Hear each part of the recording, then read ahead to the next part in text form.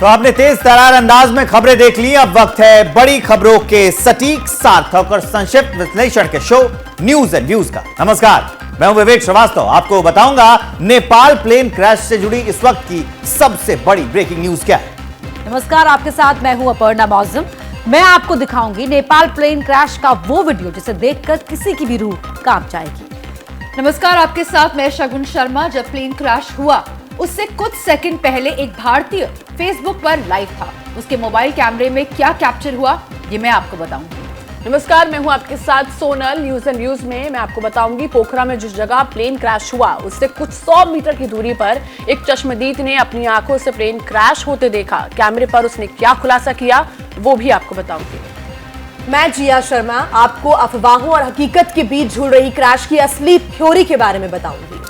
तो बिना वक्त गवाए बुलेटिन की शुरुआत बड़ी खबर के साथ करते हैं।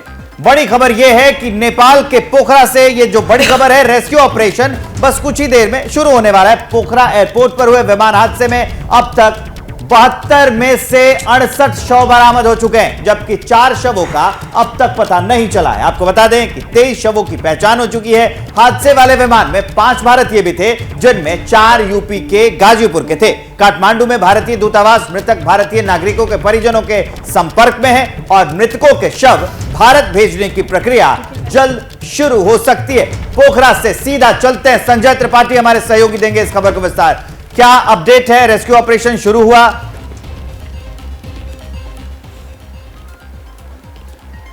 बिल्कुल विवेक, देखिए रेस्क्यू ऑपरेशन थोड़ी देर में शुरू होने वाला है। रात में भी रेस्क्यू ऑपरेशन चलाया जा रहा था। बड़ी बड़ी मशीनों को ला करके जो जहाज का मलबा है उसको निकाला जा रहा था, लेकिन रात में लाइट बहुत कम थी, इस कारण से रेस्क्यू ऑपरेशन को रोक दिया गया था।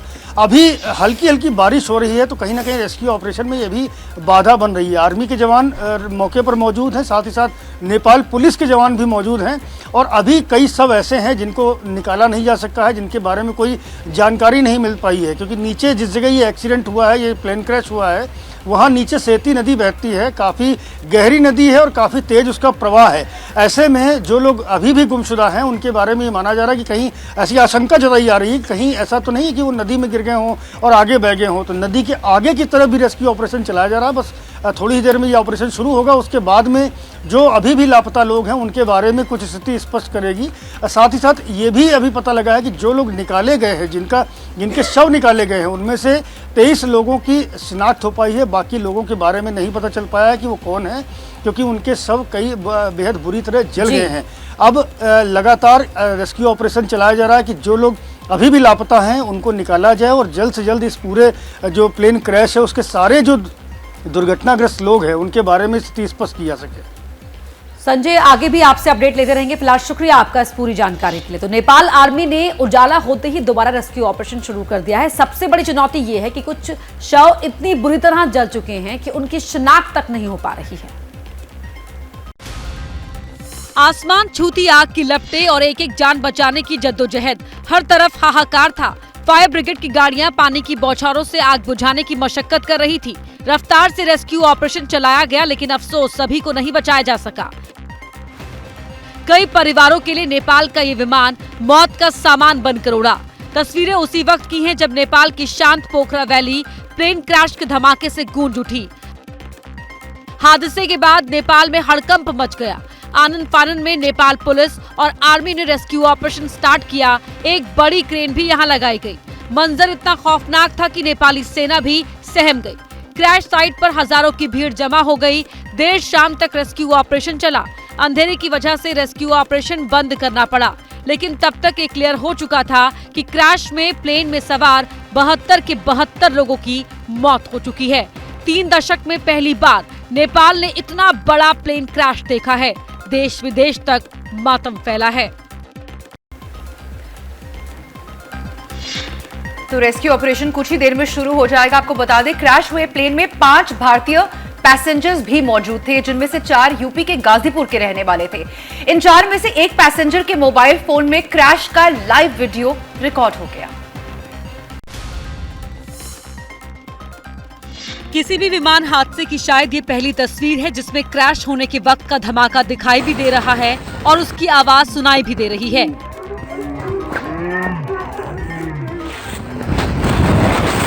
ये वीडियो बनाने वाले शख्स का नाम है सोनू जायसवाल, जो गाजीपुर के रहने वाले भारतीय थे। विमान हादसे में उनकी भी मौत हो गई। हादसे के वक्त वो फेसबुक लाइव कर रहे थे।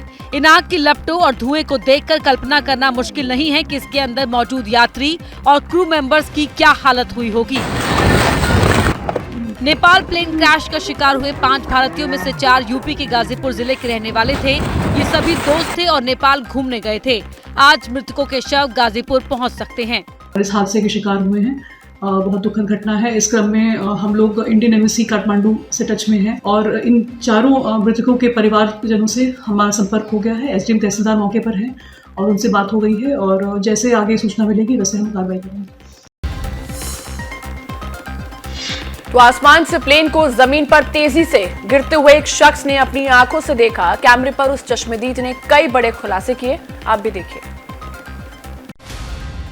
एयरपोर्ट अथॉरिटी के मुताबिक तकनीकी खराबी की वजह से हादसा हुआ। पायलट ने पोखरा एटीसी से लैंडिंग की इजाजत ले ली थी। लैंडिंग की दिशा को लेकर असमंजस था, लेकिन क्या हादसे की वजह सिर्फ इतनी ही थी। जिस जगह पर प्लेन क्रैश हुआ वो जंगल का इलाका है।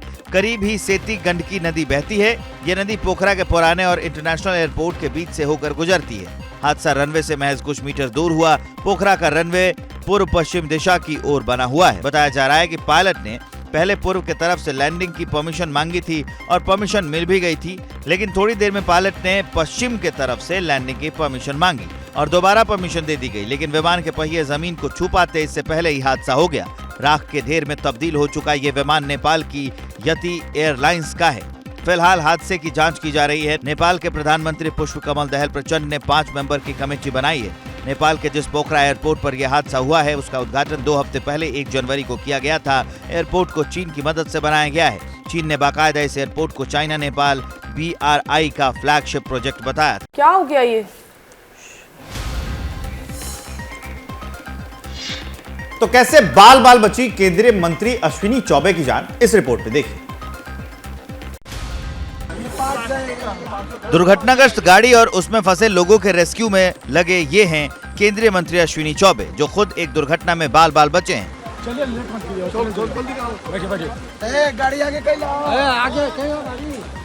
अश्विनी चौबे ने ट्वीट किया कि प्रभु श्री राम की कृपा से एक बहुत बड़ा हादसा टल गया। अब आइए आपको बताते हैं कि केंद्रीय मंत्री के साथ हुआ क्या। बीती रात अश्विनी चौबे बक्सर से पटना लौट रहे थे। रास्ते में डुमराव के करीब मठीला नारायणपुर इलाके में काफिले में शामिल पुलिस की एक गाड़ी पलट गई। जो गाड़ी पलटी उसके पीछे इनोवा गाड़ी में अश्विनी चौबे सवार थे।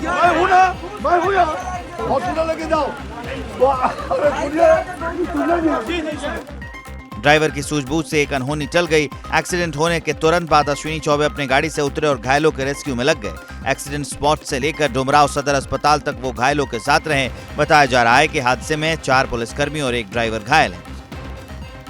अश्विनी चौबे ने ट्वीट करके कहा कि वो घायलों के प्राथमिक उपचार के बाद उन्हें लेकर एम्स पटना रवाना हो रहे हैं। और अब बात उत्तराखंड के जोशीमठ की, जहां जमीन धंसने के मामले पर आज सुप्रीम कोर्ट सुनवाई करेगा। शंकराचार्य अभिमुक्तेश्वरानंद ने दाखिल की है याचिका।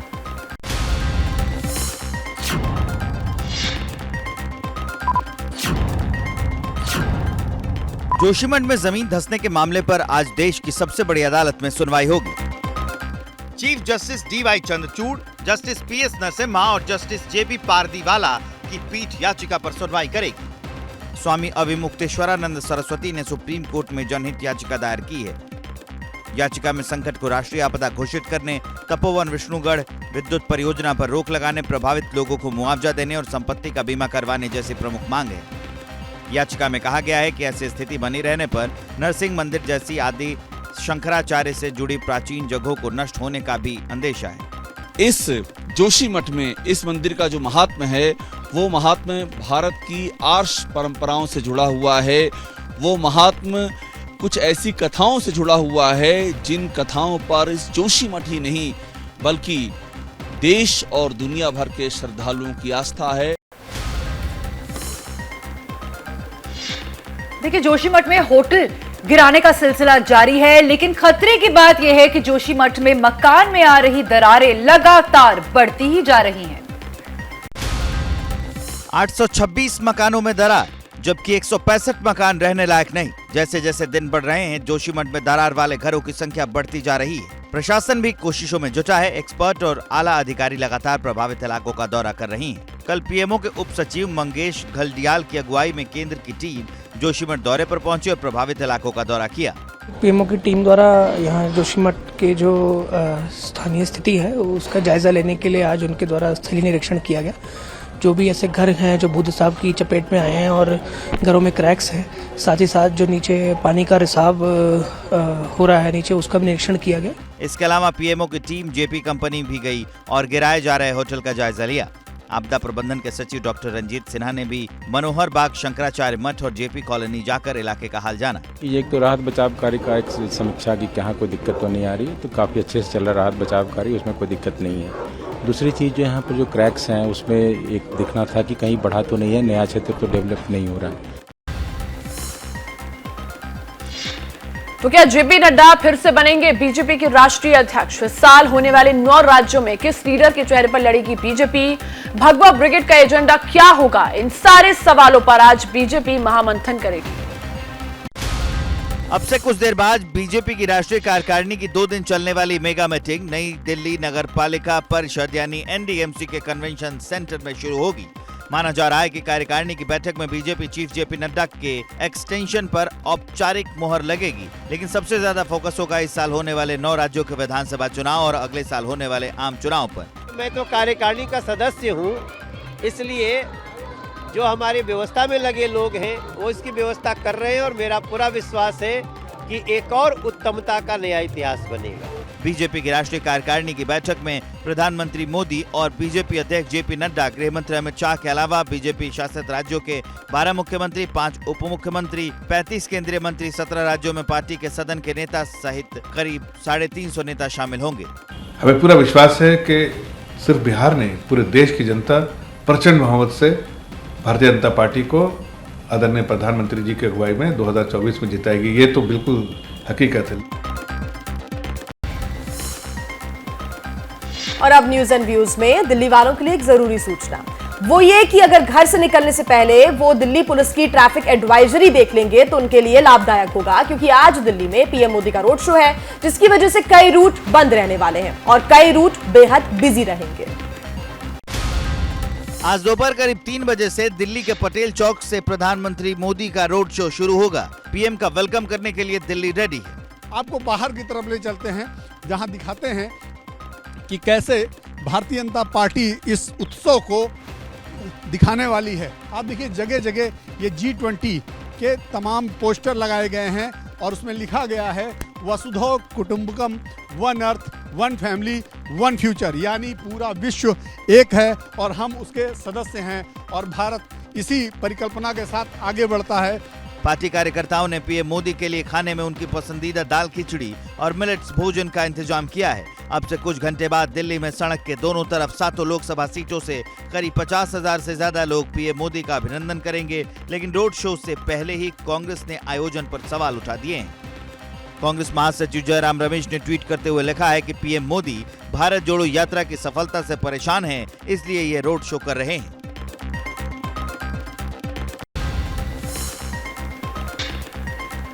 न्यूज में आगे बढ़ते हैं। कल 75वें आर्मी डे के मौके पर बेंगलुरु में शौर्य और पराक्रम का ऐसा ट्रेलर दिखा कि इस्लामाबाद से लेकर बीजिंग तक खौफ का करंट दौड़ गया।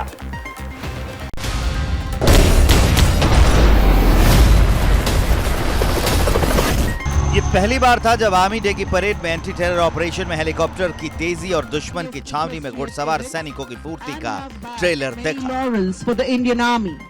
साहस और शौर्य का ये रियल टाइम एक्शन रक्षा मंत्री राजनाथ सिंह, सीडीएस और आर्मी चीफ के सामने बेंगलुरु में हुआ।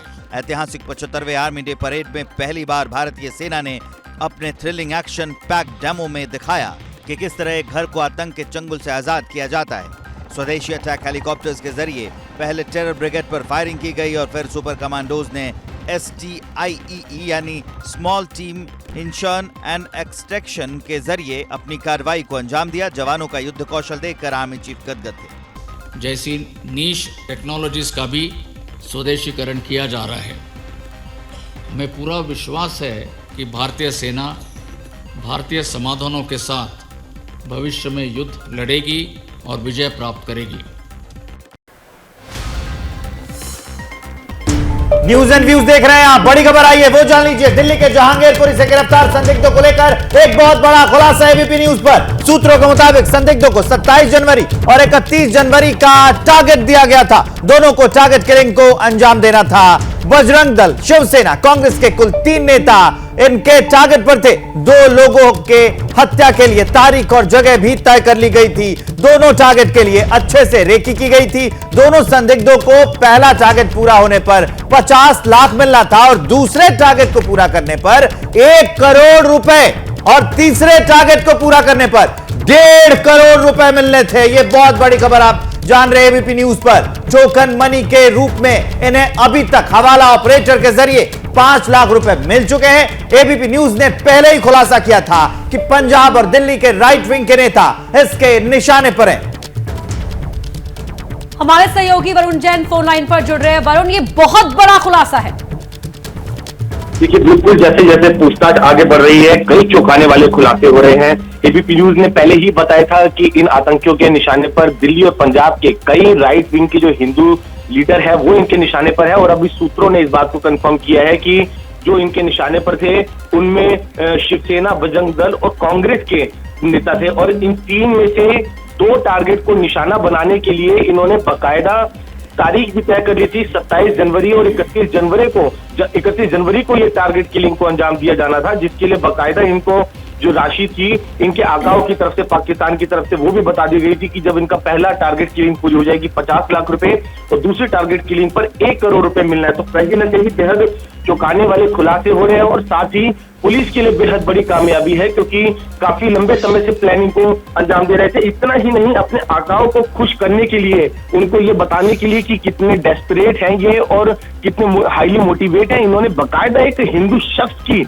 हत्या की थी और उसका वीडियो बनाकर अपने आकाओं को भेजा था। और उसके बाद ही जब आकाओं को ये कंफर्म हो गया कि हाँ ये बेहद डेस्परेट है और अब ये अपने टारगेट किलिंग को अंजाम दे सकते हैं, उसके बाद ही इनके आकाओं ने इनके पास तक पिस्टल, कारतूस और साथ ही हैंड ग्रेनेड पहुंचाए थे। तो आप देखिए किस तरीके का ये पूरा गठजोड़ और प्लानिंग सामने आ रही है, जिसमें पाकिस्तान की ISI खालिस्तानी आतंकियों के साथ मिलकर अब भारत के अंदर किस तरीके से आतंकवाद की गतिविधियों को अंजाम दे रहे हैं। और जो लोकल यहाँ के गैंगस्टर हैं उनको इसमें शामिल किया जा रहा है, जिन्हें पहले मोटिवेट किया जाता है, उनका डेस्परेशन लेवल चेक किया जा रहा है, उन तक हथियार पहुंचाए जा रहे हैं और उसके बाद उनसे इस तरीके की आतंकी गतिविधियों को अंजाम दिया जा रहा है। तो एक नया और बड़ा नेटवर्क पुलिस के सामने, जो कि अब एक नया चैलेंज बनकर सामने आया है। जी वरुण, इस तमाम जानकारी के लिए आपका बेहद शुक्रिया।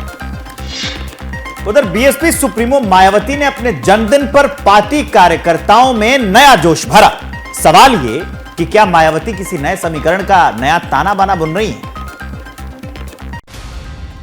अपने जन्मदिन के मौके पर बीएसपी सुप्रीमो मायावती ने लखनऊ में मीडिया को संबोधित करते हुए कई बड़े ऐलान किए। मायावती ने सबसे बड़ा ऐलान ये कहकर किया कि आने वाले 9 राज्यों के विधानसभा चुनाव और अगले साल होने वाले आम चुनाव में बीएसपी अकेले अपने दम पर चुनाव लड़ेगी। विधानसभा के वे अगले वर्ष देश में लोकसभा के लिए होने वाले आम चुनाव में भी हमारी पार्टी बीएसपी किसी भी पार्टी के साथ कोई भी गठबंधन करके ये चुनाव नहीं लड़ेगी।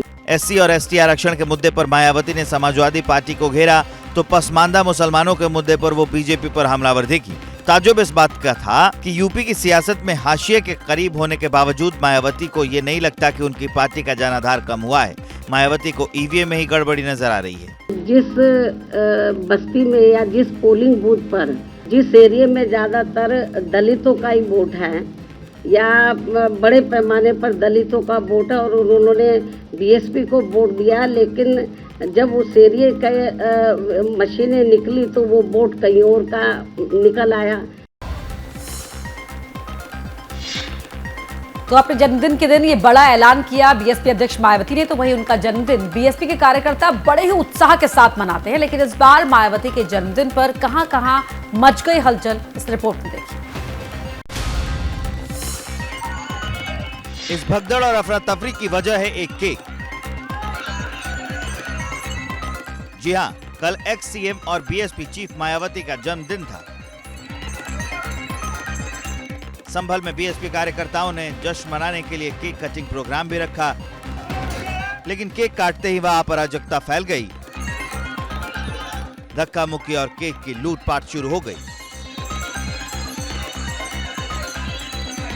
उधर प्रयागराज में मायावती के जन्मदिन को सेलिब्रेट करने का आयोजन किया माफिया अतीक अहमद के परिवार ने। अतीक अहमद की पत्नी शाइस्ता परवीन ने हाल ही में बीएसपी ज्वाइन किया है और वो मेयर का चुनाव भी लड़ने वाली हैं। अतीक अहमद के परिवार को पार्टी से जोड़ने के लिए बीजेपी ने मायावती पर निशाना साधा है। जोश में बीजेपी अल्पसंख्यक मोर्चा के प्रदेश अध्यक्ष ने विवादित बयान दे दिया। तो मायावती जी लगातार मोदी जी के टुकड़े टुकड़े करने वाले इमरान, माफिया मुख्तार और अतीक से उनकी यारी है और शायद दाऊद इब्राहिम को लेने की उनकी तैयारी है। क्या बिहार के शिक्षा मंत्री चंद्रशेखर के बयान से महागठबंधन में रार बढ़ रही है? सीएम नीतीश कुमार पर क्या बोले डिप्टी सीएम तेजस्वी यादव? चलिए आपको इस रिपोर्ट में दिखाते हैं। बिहार सरकार के लिए शिक्षा मंत्री चंद्रशेखर का बयान गले की फांस बन चुका है। जेडीयू और आरजेडी के कई नेता रामचरितमानस पर चंद्रशेखर की टिप्पणी से नाराजगी जाहिर कर चुके हैं, लेकिन डिप्टी सीएम तेजस्वी अपने मंत्री का न तो विरोध कर पा रहे हैं और न ही समर्थन। कितना भी लोग एड़ी अलगा करके भाषण दे, बयान दे, आप लोग सब लोग जान रहे क्या होता। तेजस्वी यादव ने महागठबंधन में फूट की खबरों को बीजेपी की साजिश बताया। कहा महागठबंधन तोड़ने के लिए बीजेपी पहले नीतीश कुमार को कई तरह का लालच दे चुकी है। लोग बात करते थे कि नीतीश कुमार जी को उपराष्ट्रपति बनाना है, फिर ये बात करते थे कि नीतीश जी को गवर्नर बनेंगे, एमपी राज्यसभा भेजा जाएगा। जो है महागठबंधन सरकार लगातार नौकरी और जाति जनगणना जो हम लोगों का कमिटमेंट था उस दिशा में हम लोग जब काम कर रहे हैं तो फिर से ये लोग जो है साजिश रच रहे हैं। जनता जो है वो केवल लालू जी और नीतीश जी के साथ है। तो एक तरफ चंद्रशेखर के बयान से नीतीश की पार्टी जेडीयू किनारा कर रही है और चंद्रशेखर पर कार्रवाई की मांग कर रही है, तो वहीं बीजेपी ने भी चंद्रशेखर चौतरफा हमला बोल दिया है। रामचरितमानस पर बिहार के शिक्षा मंत्री के विवादित बयान के बाद बीजेपी लगातार हमलावर है। बीजेपी नेता निखिल आनंद ने चंद्रशेखर के बहाने महागठबंधन सरकार को ही कटघरे में खड़ा कर दिया है। अपने ही एक बयान में कहते हैं कि इस्लाम, मोहब्बत और ईमान का प्रचार करने वाला अकेला धर्म है। तो इस तरीके से लगता है कि राष्ट्रीय जनता दल की मुस्लिम तुष्टीकरण की नीति के आधार पर यह जानबूझकर दिया गया बयान है। पूर्व डिप्टी सीएम सुशील कुमार मोदी ने चंद्रशेखर पर बड़ा हमला किया। कहा कि चंद्रशेखर पर जगह जगह मुकदमे दर्ज होने चाहिए और उनका ऐसा विरोध होना चाहिए कि वे किसी कॉलेज में न घुसने पाए। बीजेपी सांसद हरीश द्विवेदी ने रामचरितमानस पर चंद्रशेखर की टिप्पणी को हिंदुओं के खिलाफ नफरत से जोड़ दिया। तमाम हिंदू देवताओं को, हिंदू ग्रंथों को लोग क्रिटिसाइज करते हैं, आलोचना करते हैं, गाली देते हैं। ऐसे लोगों को निश्चित रूप से बिहार की जनता जवाब देगी। अगर भाई किसी को हिंदू धर्म से ज्यादा अच्छा इस्लाम धर्म लग रहा है तो उसको स्वीकार कर लेना चाहिए। और देखिए, हिंदुस्तान की पहचान है अनेकता में एकता। महाराष्ट्र की इस पॉजिटिव खबर को देखकर सुबह सुबह आपका मन खुश हो जाएगा। महाराष्ट्र के परभणी में जिस खेत को समतल किया जा रहा है उसके मालिक हैं सैयद शोएब और खेत को इसलिए समतल किया जा रहा है ताकि यहाँ शिवपुराण के कार्यक्रम का आयोजन हो सके।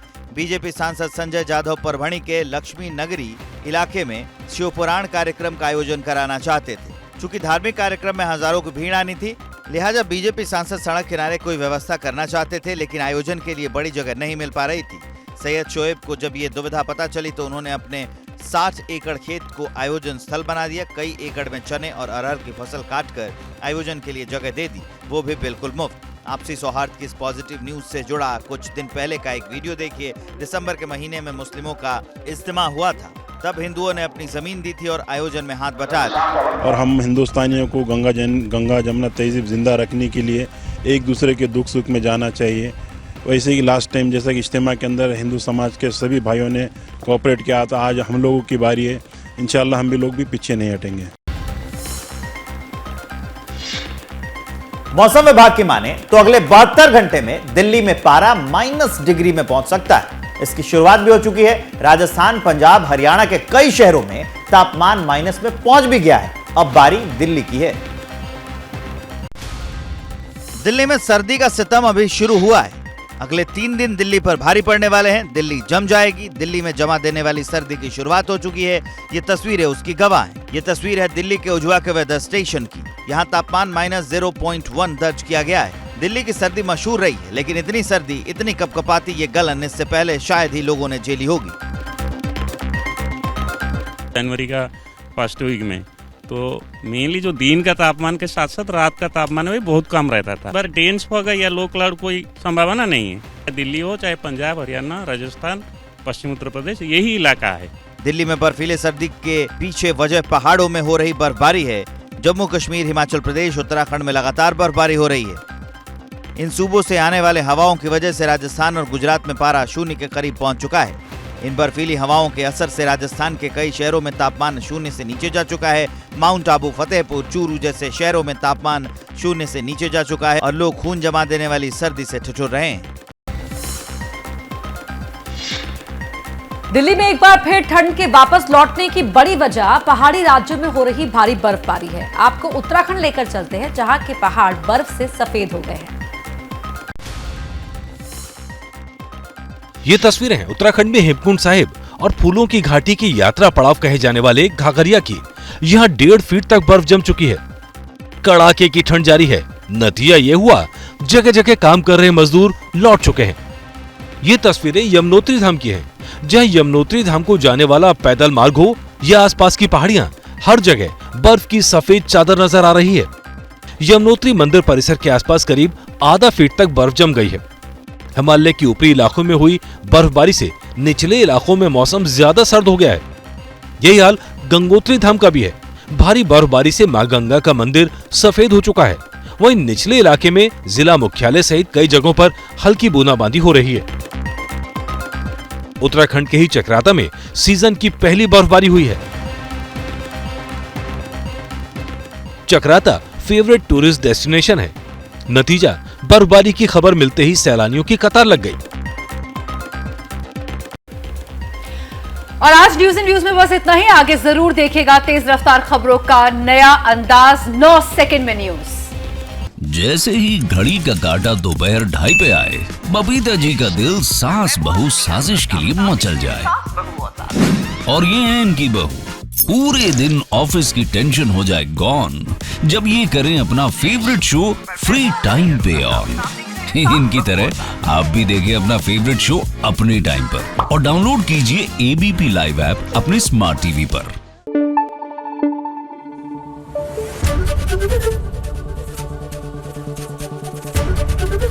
एबीपी न्यूज आपको रखे आगे।